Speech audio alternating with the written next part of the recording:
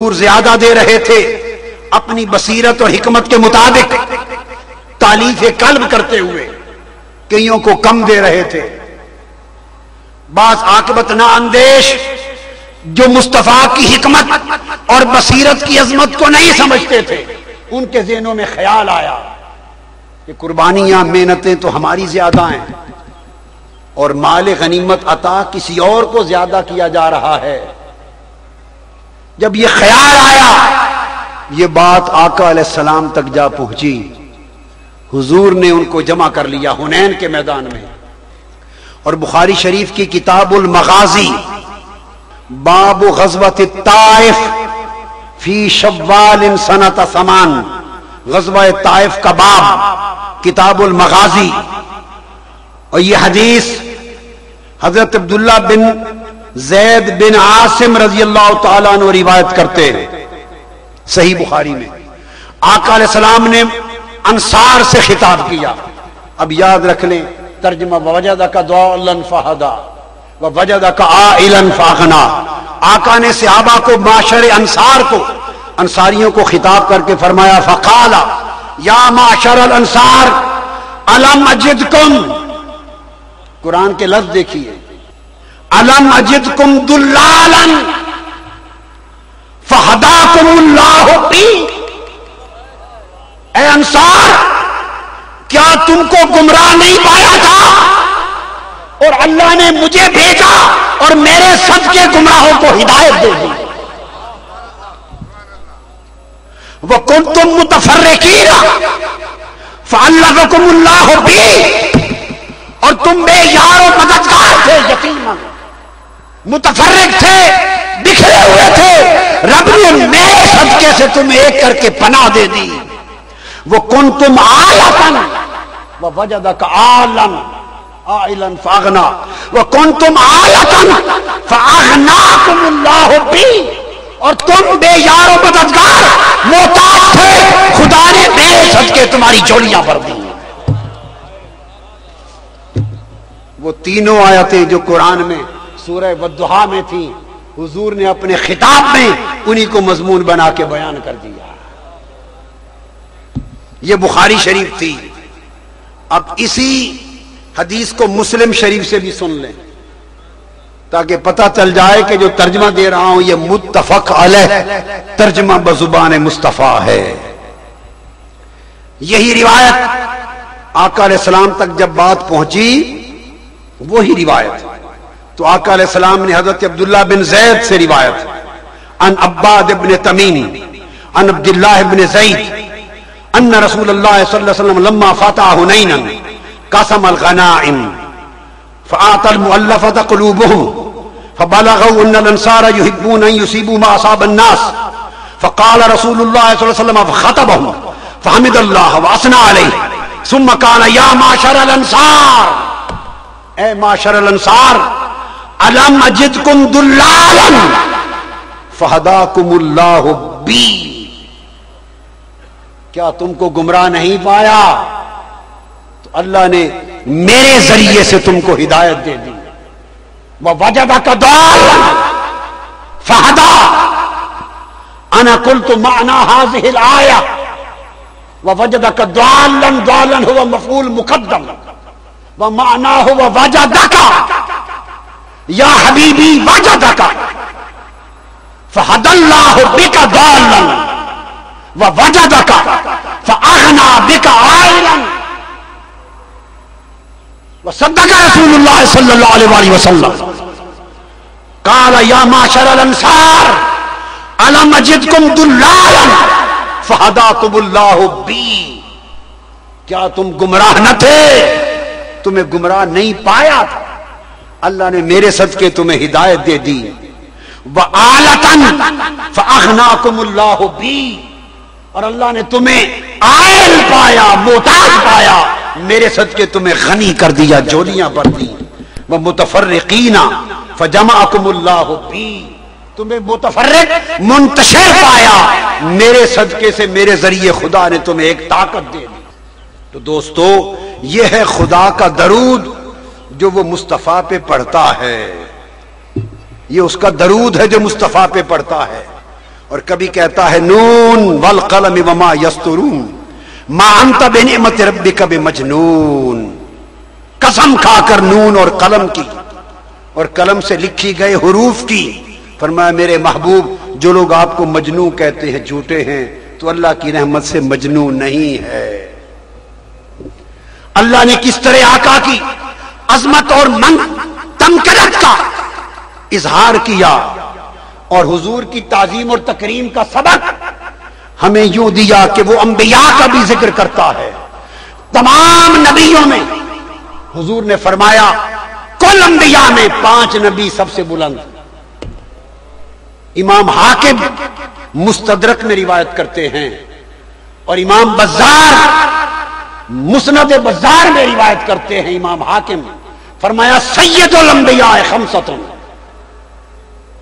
انبیاء کے سردار 5 ہیں، نوح و ابراہیم و موسیٰ و عیسیٰ و محمد، فرمایا وہ محمد سید الخمسہ، اور محمد 5 کا سردار ہے، اور کل 5 خدا کو 5 سے محبت ہے۔ ارے 5 کا انکار کرنے والوں، وہ نبیوں میں بھی 5 کو چنتا ہے، مصطفیٰ کی اہل بیت میں بھی 5 کو چنتا ہے۔ ان نبیوں میں ابراہیم علیہ السلام کا درجہ بلند کیا اس لیے کہ ابراہیم کو خلیل بنایا۔ اب دیکھیے اس خلیل کو، حضور کو حبیب، عظمت کا اظہار کیسے کرتا ہے۔ ابراہیم علیہ السلام کے لیے فرمایا وَنُرِي ابراہیم ملکوت السماوات والارض، ذرا دیکھیے ہم دکھاتے ہیں ابراہیم کو ملکوت سماوات والارض، نوری ہم دکھاتے ہیں، وہ خود نہیں دیکھتے، نوری ہم دکھاتے ہیں زمین و آسمان کے ملکوت تاکہ ایقان والے بن جائیں۔ خلیل کا ذکر کرے تو فرماتا ہے ہم دکھاتے ہیں، اور جب اپنے حبیب پر درود پڑھتے ہوئے حبیب کا ذکر کرے تو کہتا ہے لقد رأى من آیات ربہ الکبریٰ، ابراہیم ہو تو ہم دکھاتے ہیں، مصطفیٰ ہو تو خود دیکھتا ہے۔ اور ابراہیم وہ تو زمین و آسمان کے ملکوت کو دیکھتا ہے، اور مصطفیٰ ما زاغ البصر وما طغى، وہ سارا جلوہ کائنات بھی دیکھتا ہے اور بے حجاب جلوہ خدا بھی دیکھتا ہے۔ پھر فرمایا خلیل وہ عرض کرتا ہے والذی اطمع ان یغفر لی خطیئتی یوم القیامہ، میں امید کرتا ہوں قیامت کے دن میرے اللہ میری خطا معاف کر دے گا۔ دوسرے پیغمبر کہتے ہیں میں امید کرتا ہوں قیامت کے دن اللہ میری خطا بولیے معاف کر دے گا۔ پیغمبر عرض کرتا ہے معاف کر دے گا۔ جب حبیب مصطفیٰ کی باری آتی ہے تو حضور خاموش ہے، وہ بولتا ہے عسیٰ ان یبعثک ربک مقاما محمودا، قیامت کے دن محبوب تو مقام محمود پہ کھڑا ہوگا، جسے چاہے گا بخشواتا چلا جائے گا، قیامت کا دن تیرے فیصلے کا دن ہوگا۔ پھر فرمایا خلیل پیغمبر ہو، فرمایا ولا تخزنی یوم القیامہ، اے اللہ قیامت کے دن مجھے شرمسار نہ کرنا۔ پیغمبر کہتا ہے اللہ قیامت کے دن مجھے شرمسار نہ کرنا، پیغمبر کہتا ہے شرمسار نہ کرنا۔ حبیب مصطفیٰ کے لیے فرماتا ہے یوم لا یخزی اللہ النبی، قیامت کے دن خدا مصطفیٰ کو شرمسار نہیں کرے گا۔ خلیل کے لیے کہا ابراہیم دعا کرتے ہیں وجعل لی لسان صدق فی الآخرین، میرے اللہ آخری زمانے میں مجھے لسان صدق بنا دے، میرا ذکر جاری کر دینا۔ ابراہیم کہتے ہیں میرا ذکر جاری کر دینا۔ حبیب مصطفیٰ کی باری آئی، وہ فرماتا ہے ورفعنا لک ذکرک، آپ کا ذکر ہم خود جاری کیے ہوئے ہیں۔ حاضرین محترم، صورت یہ ہے کہ اللہ تبارک و تعالی نے آقا علیہ الصلوۃ والسلام کو وہ مقام دیا اور آپ کو وہ عظمت عطا کی کہ جو عظمت میں کوئی پیغمبر شریک نہ تھا، اور اس نے اپنا درود پڑھ کر حضور کی عظمت کو یوں نمایاں کیا کہ جب بھی جس پیغمبر سے خدا خطاب کرتا ہے وہ کہتا ہے یا آدم انبئ باسمائہم، وہ کہتا ہے یا نوح بسلام منا، وہ کہتا ہے یا ابراہیم اعرض عن ھذا، وہ کہتا ہے یا لوط انا رسول ربک، اے لوط. وہ کہتا ہے یا شعیب ما نفقہ کثیرا مما تقول. وہ کہتا ہے یا ہود ما جئتنا ببینہ. وہ کہتا ہے یا صالح ما کنت فینا مرجوفا. وہ کہتا ہے یا داؤد انا جعلناک خلیفہ. وہ کہتا ہے یا موسیٰ انی اصطفیتک علی الناس. وہ کہتا ہے یوسف اعرض عن ھذا. وہ کہتا ہے یا زکریا انا نبشرک بغلام. وہ کہتا ہے یا یحییٰ خذ الکتاب بقوہ. وہ کہتا ہے یا عیسیٰ انی متوفیک ورافعک. ہر پیغمبر کو نام لے کے بلاتا ہے. باری تعالیٰ تو نے ہر پیغمبر کو تیرا نبی ہے، تیرا بندہ ہے، نام لے کے بلایا. اور جب مصطفیٰ کی باری آئی تو مصطفیٰ کو کیسے بلاتا ہے؟ وہ کہتا ہے مجھے اپنی عزت کی قسم الحمد والناس تک میں نے مصطفیٰ کو کبھی محمد کہہ کے نہیں بلایا، نام لے کے نہیں بلایا. میں کہتا ہوں یا ایھا النبی انا ارسلناک شاہدا. میں کہتا ہوں یا ایھا الرسول بلغ ما انزل الیک. میں کہتا ہوں یا ایھا المزمل قم اللیل الا قلیلا. میں کہتا ہوں یا ایھا المدثر، وہ سونے کملی والے آ، وہ سونی چادر والے آ، وہ سونی بکل والے آ، وہ سونے آ. میں یوں کہتا ہوں محبوب کو سونا کہتا ہوں، کملی والا کہتا ہوں، اوروں کا نام لیتا ہوں، یار سے پیار کرتا ہوں. دوستو جب حضور کی عظمت کو بلند کرتا ہے تو سر انور سے لے کر قدم تک مصطفیٰ کے ایک ایک انگ کی عظمت کو بلند کرتا ہے. حضور کے جسم کے ایک ایک انگ کو بلند کرتا ہے. حضور کے اعضاء کا نام لیتا ہے. حضور کا نفس، جان کہتا ہے لقد جاءکم رسول من انفسکم عزیز علیہ ما عنتم. حضور کی جان کا ذکر کر کے اس پہ درود بھیجتا ہے. حضور کے چہرے کا ذکر کرتا ہے قد نرا تقلب وجہک فی السماء. سنا تیرے مکھڑے کو بار بار دیکھ رہے ہیں. حضور کے چہرے پہ درود بھیجتا ہے. حضور کی آنکھوں کی بات کرتا ہے، چشمان مقدس کی. ولا تمدن عینیک الی ما متعنا بہ. سونا اپنی آنکھیں نہ پھیر ان سے. حضور کی آنکھوں کی بات کرتا ہے. ما زاغ البصر وما طغى. کیا تیری آنکھیں ہیں مجھے تکتی رہی اور جبکی نہیں ہیں. حضور کے کانوں کی بات کرتا ہے. وَيَقُولُونَ هُوَ أُذُنٌ قُلْ أُذُنُ خَيْرٍ. حضور کہہ دو کہ میرے کان خیر کے کان ہیں. حضور کے دل کی بات کرتا ہے. فرمایا نزل بہ الروح الامین علی قلبک. آپ کے دل پر اترا ہے. حضور کے دل پر درود بھیجتا ہے، زبان پہ درود بھیجتا ہے. وما ينطق عن الهوى. حضور کے سینے پہ درود بھیجتا ہے. فلا یکن فی صدرک حرج منہ. مصطفیٰ تیرے سینے کو تنگی نہ ہو. درود بھیجتا ہے. ما کذب الفؤاد ما رأى. دل اور آنکھ پہ درود بھیجتا ہے، زبان پہ درود بھیجتا ہے. فإنما یسرناہ بلسانک. آپ کی زبان سے اس کو آسان کر دیا. ارے حضور کی پشت پہ درود بھیجتا ہے. الذی انقض ظہرک. آپ کی پشت پہ بوجھ آ گیا.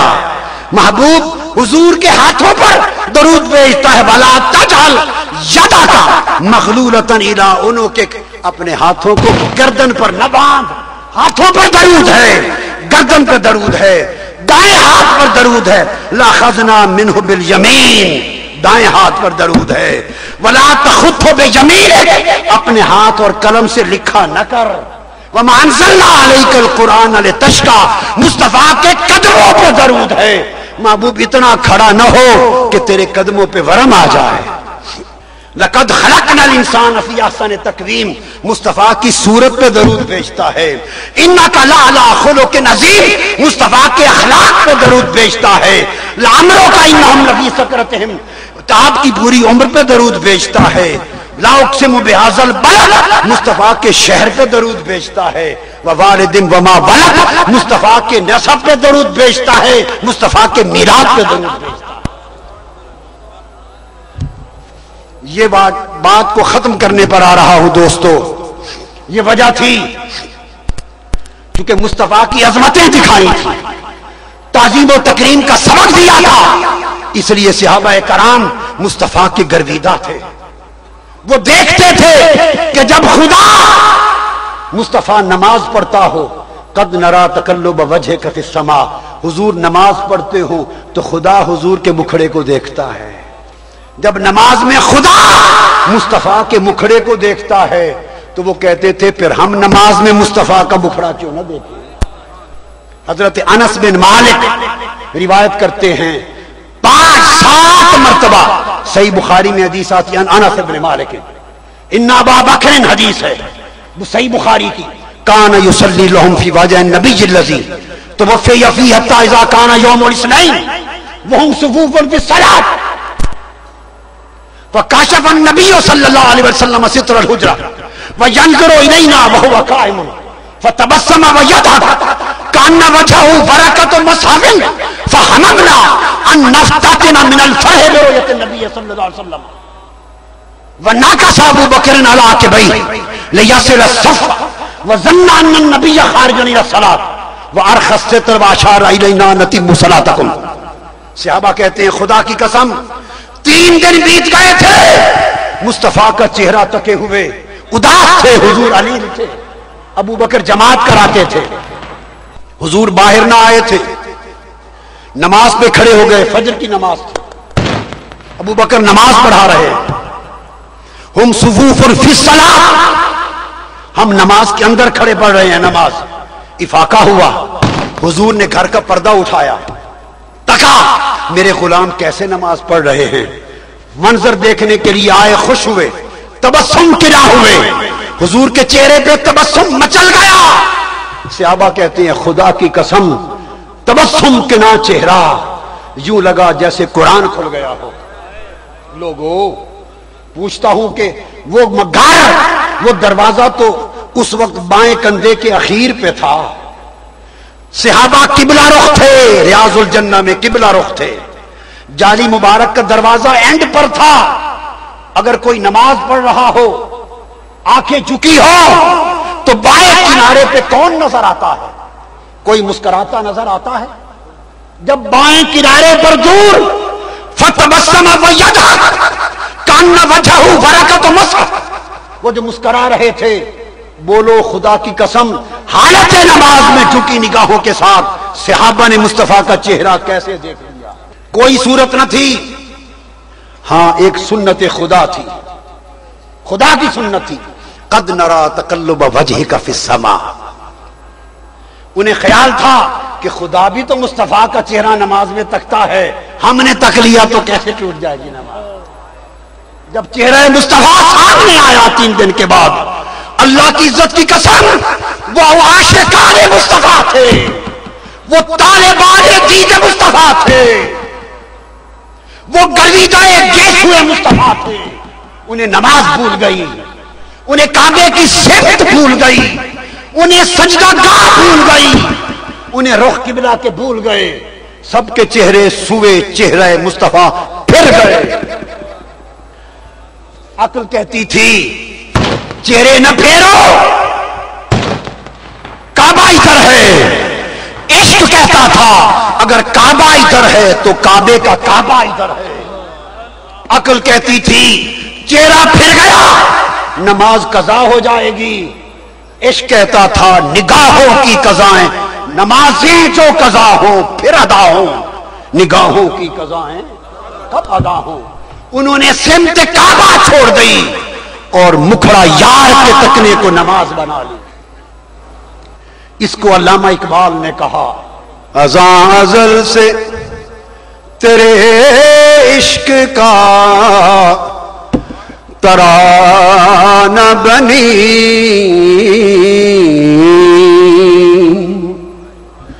نماز تیرے نظارے کا ایک بہانہ بنی. ادائے دید ادائے دید سراپا نیاز تھی تیری، ادائے دید سراپا نیاز تھی تیری، اور کسی کو دیکھ